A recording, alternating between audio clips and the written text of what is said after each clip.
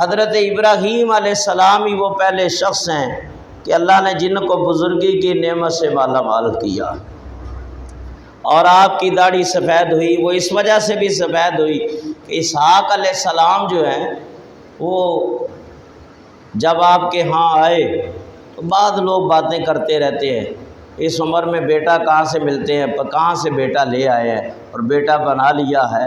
مخلوق خدا جو ہے نا کسی حالت میں راضی نہیں ہے، ہمیشہ اس نے انبیاء علیہ السلام کو ستایا ہے، رسولوں کو ستایا ہے۔ تو اللہ تعالیٰ نے حضرت اسحاق کی شکل ہو بہو ابراہیم علیہ السلام جیسی کر دی تھی، لیکن پھر بھی لوگ باتیں کرتے، تو پھر اللہ نے فرق ظاہر کرنے کے لیے آپ کو بزرگی عطا فرما دی کہ آپ کی داڑھی کے بال کا ایک حصہ پورا سفید ہو گیا، اور عرض کیا پروردگار عالم یہ کیا معاملات ہیں، اور میرے بال سفید ہو گئے؟ فرمایا ہم نے عزت کی دولت عطا فرمائی، ہم نے علم کی دولت عطا فرمائی، ہم نے وقار کی دولت عطا فرمائی۔ یہ ختنہ جو مسلمانی آپ کرتے ہو، سب سے پہلے حضرت ابراہیم علیہ السلام سے اس کی ابتدا ہوئی۔ پاجامہ سب سے پہلے آپ نے تیار کر کے پہنا، جوتی بھی پہننے کی ابتدا آپ سے ہوئی، اور آپ وہ جلیل القدر نبی ہیں کہ جن کے اوپر اللہ تعالیٰ نے صحائف نازل فرمائے۔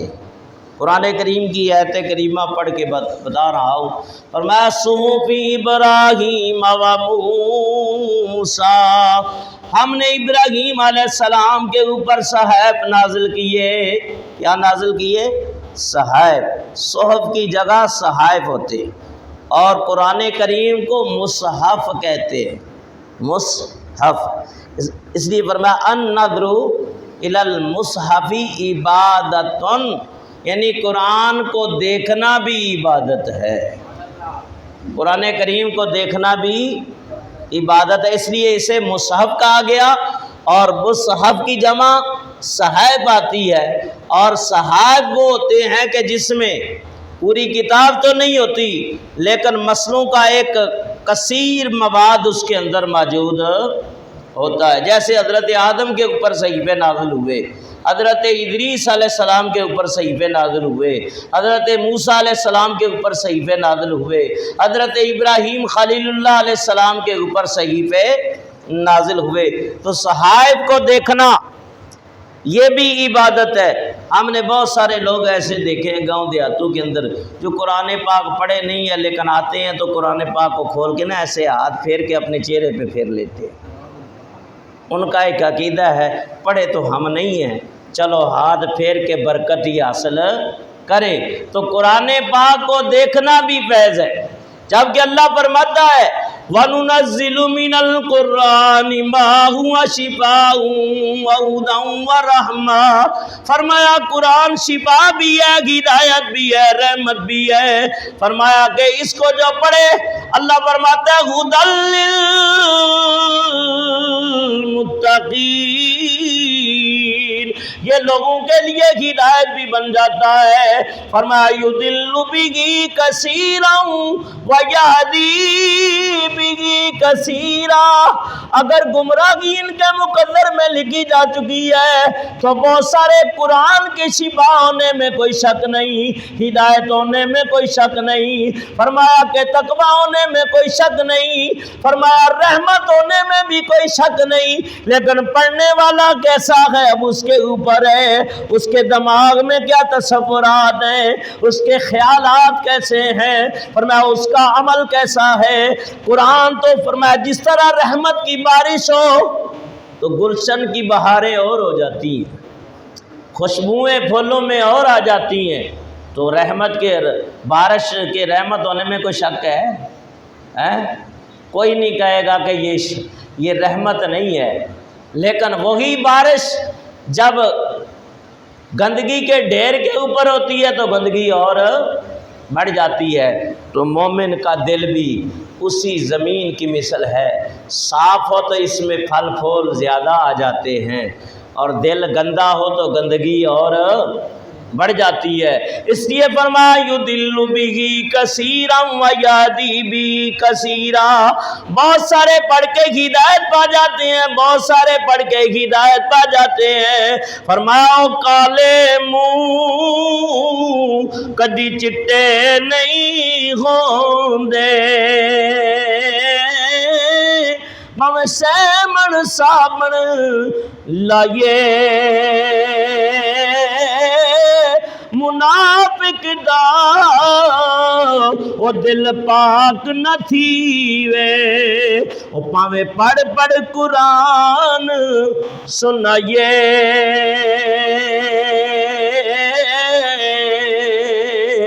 فرمایا منافق، مجھے یہاں ایک باب اللہ شاہ کی بات بڑی یاد آ گئی، اور وہ بہت پیاری بات ہے۔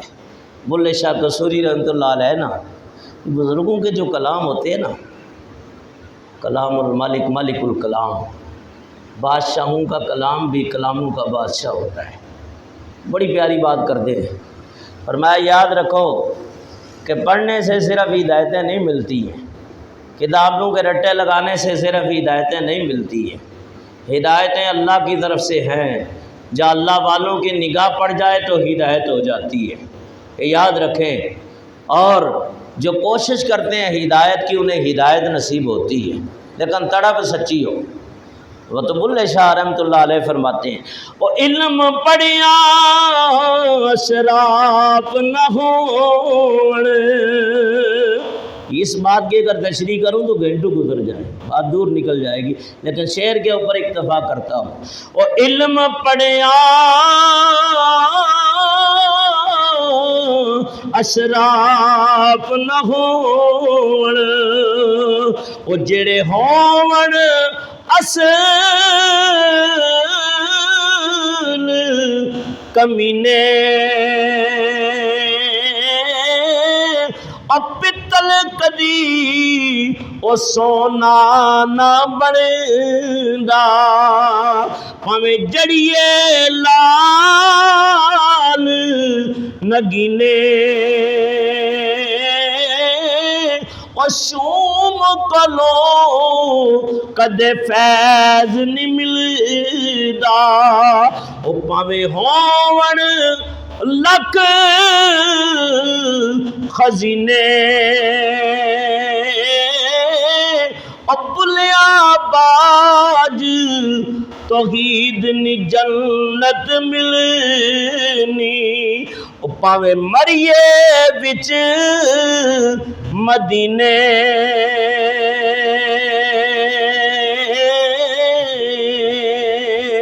فرمایا کہ جن کی اصل میں شرافت ہوگی وہ خاندان تک چلے گی، وہ خاندان تک چلے گی۔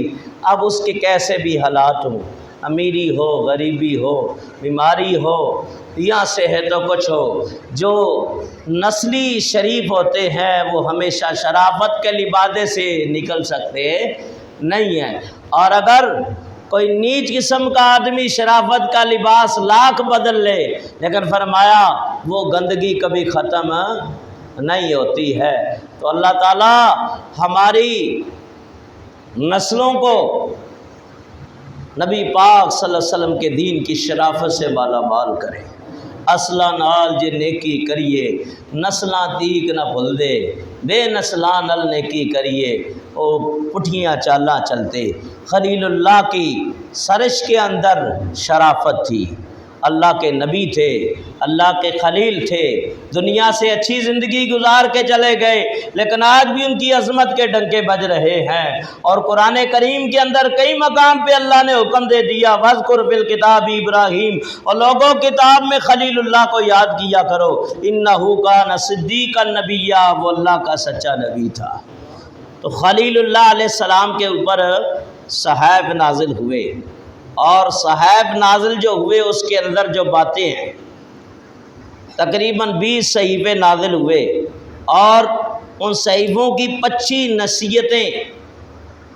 نصیحتیں ان کے اندر ہیں۔ چند باتیں میں ذکر کرتا ہوں، پھر خلیل اللہ علیہ السلام کا مثال بیان کروں گا۔ فرمایا کہ مال غنیمت کو سب سے پہلے تقسیم کرنے والے حضرت ابراہیم علیہ السلام ہیں، ان کے دور میں بھی جنگیں ہوئی ہیں، اور مال غنیمت ملا ہے۔ لوط علیہ السلام اور حضرت ابراہیم علیہ السلام یہ ایک علاقے کے نبی تھے، یہ دوسرے علاقے کے نبی، قریب قریبی علاقے تھے، اور اس وقت بھی کافروں اور مشرکوں سے ان کی جنگیں ہوئیں، اور مال غنیمت جو وصول ہوا اور حضرت ابراہیم نے تقسیم کیا۔ اور حضور فرماتے ہیں کہ ابراہیم علیہ السلام کے علاوہ مجھ سے قبل کسی کے لیے مال غنیمت حلال نہ تھا، اللہ نے میں مصطفیٰ کے لیے بھی حلال کر دیا۔ اور پھر حضور فرماتے ہیں کہ جو نعمتیں اللہ نے مجھے دی ہیں مجھ سے پہلے کسی کے لیے جائز نہ تھی۔ اللہ نے ہر نبی کے لیے ایک علاقہ، ایک زمین کا ٹکڑا خاص کیا تھا جہاں سے چل کے آئے نماز وہیں پڑھیں، اور میری امت کے لیے یہ خاصہ ہے کہ جہاں بھی وقت نماز آ جائے سر سجدے میں ڈال دے، اللہ سجدہ قبول کر لے گا۔ اور فرمایا پہلے قربانیوں کے لیے آسمان سے آگ آتی تھی، قربانی کے مال کو جلا دیتی تھی، گوشت کو جلا دیتی تھی۔ اللہ نے اس امت کے لیے کرم کیا، فرمایا قربانی کرو، گوشت بھی کھاؤ، چمڑے سے پیدا اٹھاؤ، آگ نہیں آئے گی بلکہ قبولیت کی سند مل جائے گی۔ لیکن وہ ہے کہ جس کی نیت قربانی کی۔ فصل ان شانئک انا اعطیناک الکوثر فصل لربک وانحر، اپنے رب کے لیے نماز پڑھیں، قربانی کریں۔ اور فرمایا جو نادار نہ کر سکے، حضور نے 2 قربانیاں پیش کی، ایک اپنی طرف سے، یا اللہ میری امت میں جو نہ کر سکے قیامت تک اس کی طرف سے بھی قربانی قبول کر لے، یہ بھی اس امت کا خاصہ ہے۔ پھر فرمایا کہ راہ حق میں سب سے پہلے ہجرت کرنے والی شخصیت حضرت ابراہیم علیہ السلام کی ہے، اور قیامت کے دن سبحان اللہ بڑی پیاری بات آئی ہے، قیامت کا دن ہوگا، نفسا نفسی کا عالم ہوگا، اور سب سے پہلے جس کو اللہ چادر رحمت پہنائے گا نا، اپنی رحمت کی چادر، اور سبحان اللہ وہ حضرت خلیل اللہ ہوں گے، ابراہیم علیہ السلام ہوں گے، کہ اللہ فرمائے گا ابراہیم آج ہم رحمت کی چادر تجھے کیوں پہنا رہے ہیں؟ کہ جب تجھے آگ میں ڈالا جا رہا تھا تیرے کپڑے ظالموں نے اتار لیے تھے، تو نے میری خاطر اپنے جسم کو ننگا کیا، آج ہم ان تمام کے سامنے رحمت کی چادر سے تیرے جسم کو ڈھانپ رہے ہیں۔ وہ سب سے پہلے جس کو ردائے رحمت نصیب ہوگی وہ حضرت خلیل اللہ ہوں گے۔ اور پھر اللہ تعالیٰ کے پیارے نبی نے فرمایا اول من یقصا یوم القیامہ ابراہیم علیہ السلام، فرمایا کہ سب سے پہلے جس کو چادر پہنائی جائے گی قیامت کے دن حضرت ابراہیم۔ اب کچھ باتیں جو آپ کے اوپر صحیفہ نازل ہوا ہے نا، 20 صحائف نازل ہوئے ہیں، اس میں سے کچھ باتیں میں آپ کو بتا دیتا ہوں جو صحیفوں کے اندر اکثر مولوی حضرات نہیں بیان کرتے، اور نہ انہوں نے کبھی بیان کی ہے اور نہ کبھی عوام نے سنا ہے۔ پہلے دوروں کے اندر ہوتا تھا، آج کل تو وہ ٹائم پاس ہوتا ہے کہ ادھر ادھر بات ہو جائے، بس آدھا گھنٹہ گزر جائے، میرے لیے تو یہ گھنٹہ سوا گھنٹہ بھی کچھ نہیں۔ تو فرمایا کہ ان صحائف میں سے جو نازل ہوئی، اللہ نے اے ابن آدم کہہ کے خطاب کیا، کیونکہ سب آدم علیہ السلام کی اولاد ہیں، تو اے ابن آدم کہہ کے اللہ تعالیٰ نے ان صحیفوں کے اندر خطاب کیا، فرمایا اے اولاد آدم میں تجھ سے تیری نماز عبادت کی وجہ سے راضی ہوں، تم بھی میری عطائے رزق کی وجہ سے ہمیشہ خوش رہا کر، یعنی میں تجھے جو رزق دے رہا ہوں اس پہ راضی رہا کر، شکوہ نہ کیا کر۔ اور ایک حدیث میں یہ بھی آتا ہے، حضرت ابراہیم کے صحیفوں کی جو تعلیم ہے اور سرکار دو عالم کی جو تعلیم ہے، ان تعلیم میں ملتی جلتی ہیں۔ فرمایا کہ میں تیری عبادت کی وجہ سے، تسبیح کی وجہ سے راضی، تو رزق کی وجہ سے راضی رہے۔ حضور کیا فرماتے ہیں؟ حدیث قدسی ہے، رب کا کلام ہے، زبان پیارے مصطفیٰ کریم کی ہے۔ حضور فرماتے ہیں کہ اللہ کا فرمان ہے جو میرے تھوڑے دیے ہوئے رزق پہ راضی ہو جائے میں اس کے تھوڑے عمل پہ بھی راضی ہو جاتا ہوں۔ ورنہ حقیقت میں آپ کو بتا دوں، ہم لقموں کے قابل بھی نہیں ہیں، چند لقموں کے کام جو ہمارے ہیں نا، وہ ہر کوئی اپنا جانتا ہے، میں کسی کے اوپر نہیں کرتا، جو ہمارے اعمال ہیں نا وہ اس قابل نہیں ہے کہ ہمیں رزق دیا جائے، حالت یہی ہے۔ لیکن ہماری بدعمالیوں کو نہیں دیکھتا، وہ پھر کہتا ہے میرا بندہ ہے، میں اس کا خالق ہوں۔ اسی حرف کڑی فرماتے ہیں اور جو جو رزق کسے دا کی تو سے تے لکھیا کدی بھی نہ ٹالے، اور لکھ کروڑ تکے برائیاں تے پھر بھی آویں پالے. کہا بن آبار جو ہے نا پرانی کتابوں کے بڑے عالم ہیں، وہ ان صحیفوں کا مطالعہ کیا کرتے تھے. کعب بن آبار نے کہا کہ صحف ابراہیم میں بیان ہوا ہے، ٹھہر ٹھہر اے ابن آدم، ٹھہر ٹھہر اے ابن آدم، رزق مقرر شدہ ہے، حریص حریص محروم ہے، حریص محروم ہے. یہ چھوٹی چھوٹی باتیں ہیں لیکن بڑا اندر علم رکھتے ہیں. حریص محروم ہے. اور ہر شریعت کے اندر، ہر نبی کی تعلیمات کے اندر، ہر اس امتی کے لیے یہ فکر ہے، حرص، لالچ، طمع. فرمایا حریص محروم ہے اور بخیل مذموم ہے. بخل کرنے والا، لالچی ہے جو خرچ نہیں کرتا، دوسروں کو کہتا ہے ہاں کر دو، دسترخوان سجایا کر، اور خود نہیں کرتا. فرمایا کہ بخیل، بلے شاہ نے بتا دیا. اور فاسد رنج و غم کا شکار ہے، جو جس کی سوچ ہی گندی ہے، فاسد ہے، رنج و غم کا شکار ہے. دنیا آنی جانی ہے، خدا حی و قیوم راز کے مطلق ہے. پھر فرمایا ابن آدم جو تیرے قبضے اختیار میں ہے، اس سے آنے والے دن روز قیامت کے لیے کچھ پہلے بھیج دے. یعنی تجھے ہم نے اختیار دیا، قوت دی، طاقت دی، مال دیا، اولاد دی، دنیا کی بادشاہت دی ہے، وزارتیں دی ہیں، طرح طرح کی نعمتیں جو تیرے اختیار میں دیے، اس میں آخرت کے لیے کچھ بھیج دے، آخرت کے لیے. اب یہ صحف ابراہیم کی بات ہے. اور پھر قرآن کریم نے کیا بتایا؟ علمت نفس ما قدمت واخرت. فرمایا جو آگے بھیج دو گے وہ بھی ہر شخص جان لے گا کہ اس نے آگے کیا بھیجا ہے، پیچھے کیا چھوڑا ہے، یہ بھی جان لے گا. فرمایا آدم کے فرزند جس نے تجھ پر انعام کیا اس کی شکر گزاری کر، جو تیرا شکر ادا کرے اس پر انعام کر. بہت سارے ایسے لوگ ہیں جنہیں اللہ نے طاقت دی لیکن قربانی نہیں کی. ان کی نظریں ہیں یہ گوشت تو آ ہی جانا ہے، تو میاں گوشت کے لیے قربانی نہیں ہے. اور اگلے دن ایک پتہ نہیں کوئی نمازی بات کر رہا تھا، بات بڑی اچھی لگی. انہوں نے یہ بات کہی یہ قربانی کرنا دل گردے کی بات ہے، ہر ایک کے بس کی بات نہیں ہوتی ہے. یہ بھی بڑی ہمت و طاقت ہے کہ ایک رقم کا کثیر حصہ نکال کر اللہ کی رضا کی خاطر دے دینا، قربانی کر دینا، یہ بھی بہت بڑی بہادری ہے تو صحیح، اس میں کوئی شک نہیں. لیکن اگر اس میں نیت یہ ہو کہ اللہ کی رضا ہی ملے، اللہ کی رضا ہی ملے. حضور فرماتے ہیں کہ جس کو اللہ نے طاقت دی ہے، ابھی تو حالات ایسے ہو گئے، جس کو طاقت دی اللہ نے حج کی، وہ حج نہ کیا اس نے. فرمایا چاہے یہودی ہو کے مرے چاہے نصرانی ہو کے مرے. پھر اللہ نے کہ حبیب نے فرمایا کہ جس کو اللہ نے شادی کی قوت دی ہے اور وہ نکاح نہیں کرتا، فرمایا وہ ہم میں سے ہے ہی نہیں. پھر اللہ کے حبیب نے فرمایا کہ جس کو قربانی کی طاقت رب نے دی ہے قربانی نہ کرے، پھر فرمایا وہ بھی ہم میں سے نہیں ہے. پھر حضور نے فرمایا فمن غش علینا فلیس منا، اور لوگوں جو دھوکہ دے وہ بھی ہم میں سے نہیں ہے. تو یہ ساری چیزیں تعلیم امت کے لیے ہیں. تو فرمایا اے آدم کے فرزند جس نے تجھ پر انعام کیا اس کی شکر گزاری کر، جو تیرا شکریہ ادا کرے اس پر انعام کر.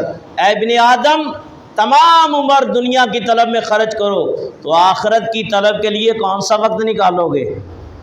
یعنی ساری زندگی کمانے میں گزر گئی، دنیا داری میں صرف کر دی. تو اللہ فرماتا ہے ابن آدم پھر بتا آخرت کے لیے کون سا وقت نکالے گا؟ اب آخرت کے لیے تو وقت ہے ہی نہیں، لوگوں کے پاس ہے ہی نہیں. مولوی جی تھک جاتے ہیں، بچے زیادہ ہیں، یہ وہ ہیں. تو تم سے پہلے کیا لوگ بھوکے مر گئے؟ بھوکے ہو کے گئے، سارے کھا پی کے گئے، اچھی زندگی گزار کے گئے ہیں اور رب کو راضی کر کے گئے ہیں. یہ کوئی عذر نہیں ہوگا کہ یا اللہ مہنگائی اتنی تھی، یہ ہو گیا وہ ہو گیا. فرمایا کہ جہاں اتنا ٹائم نکالتا ہے کو 50 منٹ رب کے لیے بھی 1 گھنٹہ نکال لیا کر. 24 گھنٹے میں 1 گھنٹہ لگتا ہے نمازوں میں، 5 نمازوں پہ زیادہ تو نہیں لگتا. اور اس میں بھی ڈنڈی مار کے بھاگ جاتے ہیں، اس میں بھی جلدی کرتے ہیں. تو 24 گھنٹے میں 1 گھنٹہ اپنے رب کے لیے نکال لو۔ رب یہ نہیں کہتا کہ تسبیح لے کے بس 24 گھنٹے تو مسجد میں ہی بیٹھا رہے، نہیں، رزق حلال بھی کما، کچھ آخرت کی تیاری بھی کر۔ آگے بہت ساری باتیں ہیں۔ پھر فرمایا ابن آدم تیرا دوست تجھ سے اپنی وجہ سے دوستی رکھتا، لیکن جو کوئی تجھ سے دوستی رکھتا ہے وہ اپنا خداوند نظر رکھتا ہے، لیکن میں تجھ کو تیری وجہ سے محبوب رکھتا ہوں، لیکن تو خود مجھ سے ہرگز دور نہ ہو۔ ان دنیا کا کوئی انسان بھی تجھ سے اگر نظر رکھتا ہے، دوستی رکھتا ہے، تو اس کی کوئی لالچ ہے، اس کا کوئی طمع ہے، اس کی کوئی منفعت ہے، اس کا کوئی فائدہ ہے، لیکن فرمایا کہ میں تجھ کو محبوب رکھتا ہوں بغیر لالچ کے، اور تو خود کو مجھ سے دور نہ کر بلکہ اپنے رب کے قریب ہی اپنے آپ کو کر۔ پھر فرمایا اے ابن آدم میں نے تیری گردن میں تختیاں لٹکائی ہوئی ہیں، ایک تیرے عیوب کی اور دوسری دوسروں کے لیے، تو اپنے عیوب سے چشم پوشی کر کے دوسروں کے عیوب پہ نظر ڈالتا ہے، جو انصاف کی بات نہیں ہے۔ یعنی ہم نے 2 تختیاں لٹکائی ہیں انسان کے گلے کے اندر، اور وہ 2 تختیوں کی بات قرآن بتاتا ہے، کرامن کاتبین یعلمون ما تفعلون۔ فرمایا کہ جو تم کرتے ہو کرامن کاتبین لکھ رہے ہیں۔ وہ دونوں تختیاں لٹکی ہوئی ہیں، اور حضور علیہ الصلوۃ والسلام فرماتے ہیں ایک مقام کے اوپر توجہ کریں، نبی پاک صلی اللہ علیہ وسلم کے ہاتھ میں 2 کتابیں تھیں، صحابہ بیٹھے ہوئے تھے، میرے آقا نے فرمایا جانتے ہو یہ 2 کتابیں کون سی ہیں؟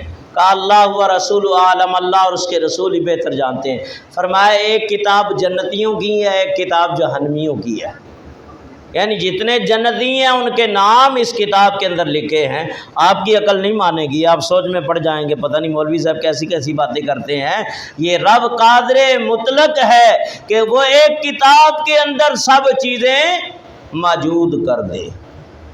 اب یہ حوالہ اگر میں قرآن سے دے دوں تو اور بات واضح ہو جائے گی، شک کی گنجائش بھی نہ رہے گی، تو قرآن سے سن لو۔ قرآن کیا کہتا ہے؟ ولا رطب ولا یابس الا فی کتاب مبین۔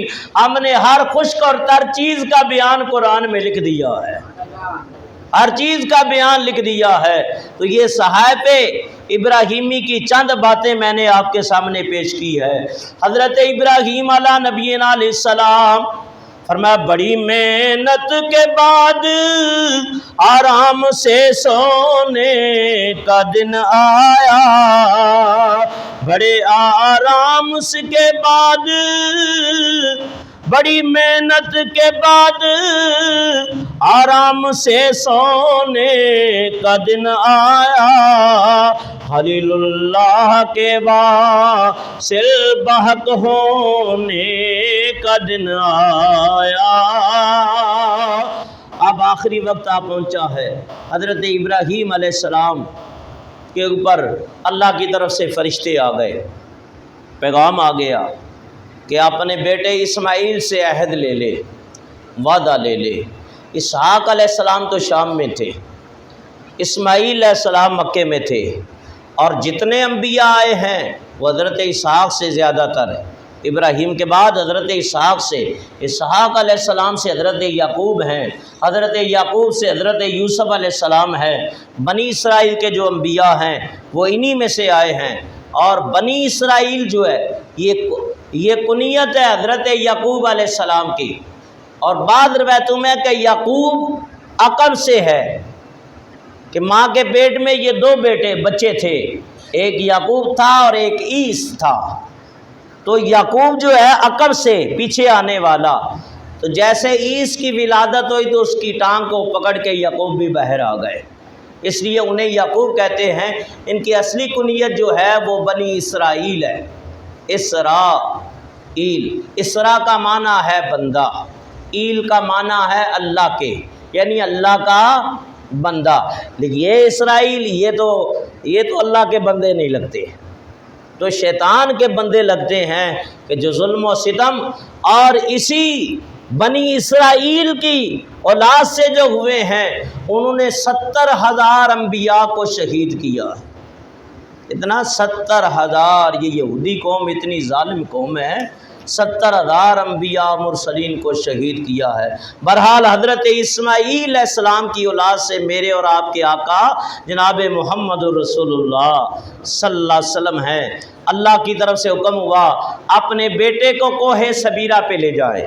یہ وہی کوہ صبیرہ ہے جس پہ کھڑے ہو کے امام الانبیاء نے اعلان نبوت فرمایا تھا، اور یہ وہی بعض روایتوں میں یہ بھی ہے یہ وہی کوہ صبیرہ ہے کہ جس کے اوپر حضور نے چڑھ کے 2 رکعت نماز نفل ادا کر کے اشارہ جو کیا تھا تو چاند 2 ٹکڑے ہو گیا تھا۔